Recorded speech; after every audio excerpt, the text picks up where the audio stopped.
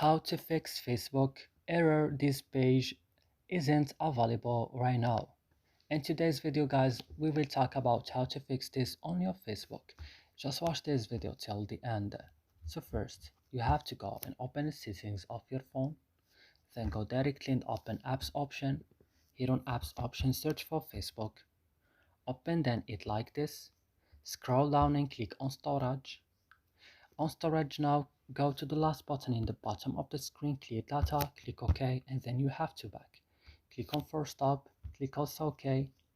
And what you should do right now guys, you have to go to notifications option, you have to disallow it and allow it again like this now, and after this your problem will be solved. So I hope this video is helpful for you. Don't forget to like, subscribe in our channel. See you in another video.